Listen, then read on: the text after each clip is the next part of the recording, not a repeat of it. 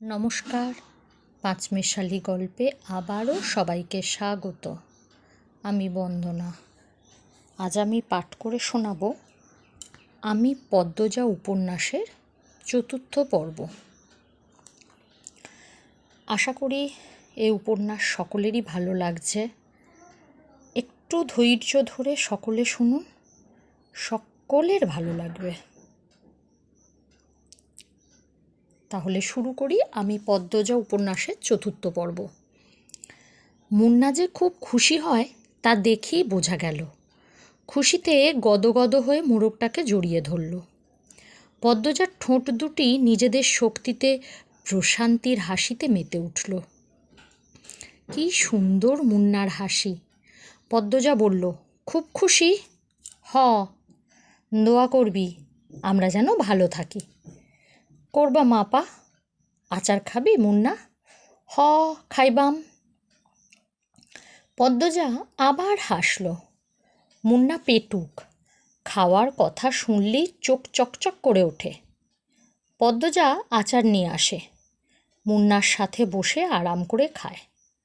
মুন্না একটু একটু করে খেতে খেতে বলল, আপা তুমি খুব ভালা। তাই? হ, বড় হইয়া তোমারে বিয়া করবাম আমি। পদ্মজা বিষম খেল। দ্রুত এদিক ওদিক তাকিয়ে দেখল কেউ শুনল নাকি। বিয়ে তার কাছে খুব লজ্জাজনক শব্দ। বিয়ে নামটা শুনলেই লজ্জায় লাল টুকটুকে হয়ে যায়। ফিসফিসিয়ে মুন্নাকে জিজ্ঞাসা করল, বিয়ের কথা কোথায় শিখলি? আব্বা কইছে। আর বলবি না এসব, যা বাড়িতে যা। পদ্মজা তড়িঘড়ি করে বাড়ির ভেতর চলে যায়। রান্নাঘরে ঢুকে দেখল হেমলতা রান্নার প্রস্তুতি নিচ্ছেন। সন্ধ্যার পর বিদ্যুৎ থাকে না, হারিকেন জ্বালিয়ে রান্না করতে হয়। প্রতিদিন ঘরে একটা হারিকেন আর রান্নাঘরে একটা হারিকেন জ্বালানোর অনেক খরচের ব্যাপার। তাই তিনি বিকেলে রাতের রান্না সেরে ফেলেন। আম্মা, আমি রাঁধি? লাগবে না, সাহায্য কর শুধু। পদ্মজা চোখ ঘুরিয়ে দেখল কী কাজ করা যায়। কোনো সাহায্যের প্রয়োজন নেই। হেমলতা নির্বিকার ভঙ্গিতে বললেন, লাউ নিয়ে আয়। ছিঁড়ে আনবো না লাহারি ঘরে আছে? লাহারি ঘরে নাই। পদ্মজা মায়ের আদেশ পেয়ে যেন চাঁদ পেয়েছে এমন ভাব ধরে দ্রুত ছুটে যায় লাউ আনতে। লাউ, বরবটি, ঢ্যাঁড়স, কাঁকরোল, করলা, চিচিঙ্গা, পটল, ঝিঙা ইত্যাদি ইত্যাদি সব রকমের সবজির মেলা বাড়ির চারপাশ ঘিরে। পদ্মজা সাবধানে ঘাসের ওপর দিয়ে লাউ গাছের দিকে এগোয়। বর্ষাকাল হওয়াতে জোঁকের উপদ্রব বেড়েছে। জোঁকের ভয় অবশ্য নেই তার।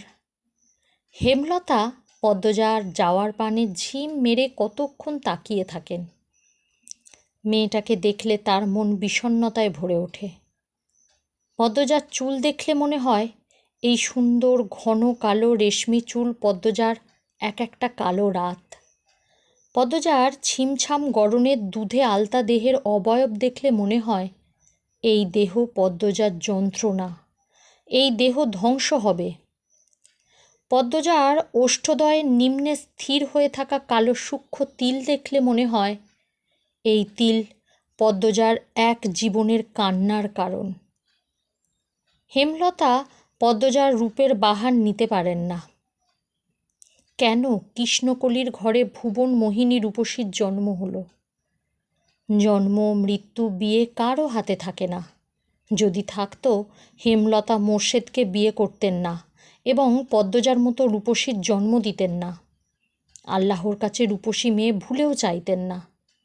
হেমলতার বুক চিরে দীর্ঘশ্বাস বেরিয়ে এলো। আজ শুক্রবার, স্কুল নেই। ফজরের নামাজ পড়ে 3 বোন পড়তে বসেছে। প্রেমা নামাজ পড়তে চায় না, ঘুমাতে চায়। হেমলতার মারের ভয়ে নামাজ পড়ে। সে ঝিমুচ্ছে আর পড়ছে। তা দেখে পদ্মজার পুণ্যার ঠোঁট টিপে হাসছে। হেমলতা বিরক্ত হন। প্রেমার তো পড়া হচ্ছেই না, সেই সাথে পদ্মজা পুণ্যার মনোযোগ নষ্ট হচ্ছে। তিনি কর্কশ কণ্ঠে ধমকে উঠলেন, প্রেমা, ঘুমাচ্ছিস কেন? ঠিক হয়ে পড়। প্রেমা সচকিত হলো। চট করে চোখ খুলে ভয়ে তাড়াতাড়ি পড়া শুরু করল। হেমলতা কিছুক্ষণ পর স্বাভাবিক গলায় বললেন, পড়তে হবে না, ঘরে গিয়ে ঘুমা। প্রেমা একটু অবাক হয়, পরই খুশি হয়ে ছুটে যায় ঘরে। পূর্ণা মুখ ভার করে ফেলল। তারও তো পড়তে ইচ্ছে করছে না, কিন্তু মা কখনো তাকে ছাড় দেন না। হয়তো ছোটবেলায় ছাড় দিতেন, মনে নেই। সে আবার খুব দ্রুত সব ভুলে যায়। ব্রেন ভালো প্রেমার, যা পরে মনে থাকে। পূর্ণা খুব দ্রুত ভুলে যায়। পদ্মজার সব কিছুই স্বাভাবিক, শুধু রূপ বাদে। সূর্য ওঠার সাথে সাথে মোর্শেদ বাড়িতে ঢুকেন। হাতে ঝাঁকি, জাল আর বড়শি, কাঁধে পাটের ব্যাগ ঝুলানো। ভোরে মাছ ধরতে গিয়েছিলেন। মোর্শেদ বাড়ি ফেললে পূর্ণা আর প্রেমা সবচেয়ে বেশি খুশি হয়। মাছ খেতে পারে অনেক। অর্থের জন্য হেমলতা খুব কম মাছ আনেন। মোর্শেদ বাড়িতে যতদিন থাকেন ততদিন মাছের অভাব হয় না। মোর্শেদ বলার পূর্বেই পূর্ণা ও প্রেমা গামলা নিয়ে ছুটে আসে উঠোনে। মোর্শেদ কাঁধের ব্যাগ উল্টে ধরেন গামলার ওপর। পুঁটি, ট্যাংরা, পাবদা, চিংড়ি মাছের ছড়াছড়ি। হেমলতা ভারী খুশি হন। পদ্মজা লতা দিয়ে চিংড়ি খেতে খুব পছন্দ করে, আর প্রেমা, পূর্ণা পছন্দ করে পাবদা মাছের ভুনা। মেয়েগুলো খুব খুশি হয়েছে মাছ দেখে। তিনি জানেন, মোর্শেদ বাড়ি থেকে বের হতেই পদ্মজা ছুটে যাবে বাড়ির পিছনে লতা আনতে। হুনো লতা, আমার আম্মারারে পাবদা ভুনা কইরা দিবা, সবজি টবজি দিয়া রাঁধবা না। আব্বা, আপনি বাড়িতে থাকবেন? তাইলে তো প্রতিদিনই মাছ খেতে পারি। মোর্শেদ আর চোখে পদ্মজাকে একবার দেখে তীক্ষ্ণ চোখে হেমলতার দিকে তাকান। এরপর পূর্ণাকে জবাব দিলেন, কোনো রকম অশান্তি না হইলেই তো থাকতাম। গামছা নিয়ে তিনি কলপাড়ে চলে যান। পদ্মজার মুখটা ছোট হয়ে যায়। প্রতিবার বাড়ি ছাড়ার পূর্বে মোর্শেদ পদ্মজাকে রাগে কটু কথা শোনান। তখন হেমলতা মোর্শেদকে শাসান। ফলস্বরূপ মোর্শেদ বাড়ি ছাড়েন। মোর্শেদ নাকি বাড়ি ফিরলা কোন দিন? মোর্শেদ গোসল করে রোদ পোহাচ্ছিলেন। সকালের মিষ্টি রোদ। ঘাড় ঘুরিয়ে রশিদ ঘটককে দেখে হাসলেন। আরে মিয়া চাচা, আহেন আহেন। পূর্ণারে চেয়ার আনাই না দে, খবর কি? পূর্ণা চেয়ার এনে দিল। রশিদ একদলা থুথু উঠোনে ফেলে চেয়ারে বসলেন আরাম করে। প্রেমাকে উঠানে খেলতে দেখে ফরমায়েশ দিলেন, এই মাইয়া, যা পানি লইয়া আয়, অনেকক্ষণ ধইরা দমটা আটকাইয়া আছে। প্রেমা পানি নিয়ে আসে। রশিদ পানি খেয়ে মোর্শেদকে বললেন, খবর তো ভালোই, বাবা ছেড়িটারে কি বিয়া দিবা না? 2 বছর যাক, পড়তাছে যখন মেট্রিকটা পাশ করুক, কি কন? মেজোটা না বড়টা? তোমার বউ তো মরিচের লাহান, কোনো মায়ও রাজি হয় না। তুমি বোঝাওছেন, পাত্র খাঁটি হীরা, বাপ দাদার জমিদারি আছে। মোর্শেদ আর চোখে হেমলতা ও পদ্মজার উপস্থিতি পর্যবেক্ষণ করলেন। নেই তারা। তিনি জানেন, পদ্মজার উপর কোনো রকম জোর জবরদস্তি তিনি করতে পারবেন না। হেমলতা তা হতে দিবেন না। এসব তো আর বাইরের মানুষের সামনে বলা যায় না। মোর্শেদ রশিদ ঘটককে নরম গলায় বললেন, থাকুক না পড়ুক, মায়ে যখন চায় ছেড়ি পড়ুক, তাইলে পড়ুক। রশিদ নিরাশ হলেন। ভেবেছিলেন মোর্শেদ রাজি হবে। তিনি মেয়ের শ্বশুরবাড়িতে ছিলেন, এরপর বড় অসুখে পড়লেন। তাই মোর্শেদ বাড়ি ফিরছে শুনেও আসতে পারেননি। আজ একটু আরামবোধ হতেই ছুটে এসেছেন অনেক আশা নিয়ে। কিন্তু মোর্শেদের জবানবন্দিতে তিনি আশাহত হলেন। কটমটে গলায় বললেন, যুবতী ঘরে রাহান ভালা না, যখন বংশে কালি পড়ব তখন বুঝবা। হুনো মোর্শেদ, এই বয়সী মাইয়াদের স্বভাব চরিত্র বেশি দিন ভালো থাকে না। পাপ কাম এদের চারপাশে ঘুরঘুর করে। বেলা থাকতে জামাইরা ধয়রা দেওয়ান লাগে, বুঝছো নি? তোমার বউরেও বুঝাও। রশিদ পাত্রের অনেক প্রশংসা করলেন। জমি জমা বাড়ি ঘর সব কিছুর বাড়াবাড়ি রকমের বর্ণনা দিলেন। ফলে মোর্শেদের মস্তিষ্ক কাজ করা শুরু করলো। রশিদ ঘটক যেতেই তিনি হেমলতার পাশে গিয়ে বসেন। ইনিয়ে বিনিয়ে পদ্মজার বিয়ের কথা তুলেন। হেমলতা সাপ নাকচ করে দেন। তিনি শান্ত কণ্ঠে বুঝিয়ে দেন পদ্মজার বিয়ে তিনি দিচ্ছেন না, আর মোর্শেদকে পদ্মজার ব্যাপারে নাক গলাতে না করেছেন। শেষ কথাটা বেশ কঠিন করেই বললেন, আগে বাপ হও, পরে বাপের কাজ করতে আসবা। মোর্শেদের তিরিক্ষি মেজাজ। তিনি রান্নাঘর ছেড়ে বেরিয়ে পড়েন। রগে রগে রাগ টকবক করছে। পদ্মজাকে বারান্দায় দেখে তিনি ঝাঁঝালো কণ্ঠে বললেন, ছেড়ি যখন রূপ দিয়া নটি হইব তখন আমার ঠ্যাংও পাইবা না, এই ছেড়ি মজা বুঝাইব। পদ্মজার চোখ বেয়ে জল গড়িয়ে পড়ে। হেমলতা রান্নাঘর থেকে বের হলেন মোর্শেদকে কিছু কঠিন কথা শোনাতে। পদ্মজা তখন দৌড়ে আসে, হেমলতার হাতে ধরে রান্নাঘরের ভেতরে নিয়ে যায়। মোর্শেদ যতক্ষণ বাড়িতে থাকে তারও খুব ভালো লাগে। পূর্ণা প্রেমা কত খুশি হয়, বাড়িটা পরিপূর্ণ লাগে। সে চায় না তার বাবা ঝগড়া করে রাগ নিয়ে বাড়ি ছেড়ে চলে যাক। হেমলতা রাগে এক ঝটকায় মেয়ের হাত সরিয়ে দেন। তার সহ্য হয় না মোর্শেদকে। মানুষের কথা দ্বারা নিয়ন্ত্রিত হওয়া বদমেজাজি একজন মানুষ মোর্শেদ। ভালোটা কখনো বুঝে না, মানুষের কথায় নাচে, সারাক্ষণ মস্তিষ্কে একটা বাক্যেরই পুজো করে, মানুষ কি বলবে। মুষলধারে বৃষ্টি হচ্ছে। মাথার উপর বৃষ্টি নিয়ে মোর্শেদ বাড়ি ফেরেন। মুখ দেখেই বোঝা গেল তিনি খুব খুশি। হেমলতাকে ডেকে বলেন, 1 মাসের লাইগা ঘরটা ছাইরা লাহারি ঘরে উঠা পড়। কিসের দরকারের জন্য? শুটিং করার লাইগা মাইতব্বর বাড়ি যারা আইছে তারার বুলি আমার বাড়ি পছন্দ হইছে, বিরাট অঙ্কের টেকা দিব কইছে। আমিও কথা দিয়ে আইছি, কাইলি উঠিতে কইয়া আইছি। হেমলতা বিরক্ত হতে গিয়েও পারলেন না। সত্যি অর্থের খুব দরকার। পদ্মজার সামনে মেট্রিক পরীক্ষা, কত খরচ, কলেজ পড়াতে ঢাকা পাঠাতে হবে। তিনি মোর্শেদকে বললেন, টাকার ব্যাপারটা নিয়ে আমার সাথে আলোচনা করতে বলবা, নয়তো জায়গা হবে না। আরে বলা মনে, এখন সব গুছাইয়া লও। পূর্ণা আড়াল থেকে সবটা শুনেছে। 7 দিন হয়েছে লিখন সাহ আর চিত্রাদেবী এই গ্রামে এসেছে, অথচ সে দেখতে পারল না। হেমলতা যেতে অনুমতি দেননি। পূর্ণা নামাজের দোয়ার খুব অনুনয় করেছে আল্লাহকে, যেন লিখন সাহ আর চিত্রাদেবীকে সচক্ষে দেখতে পারে।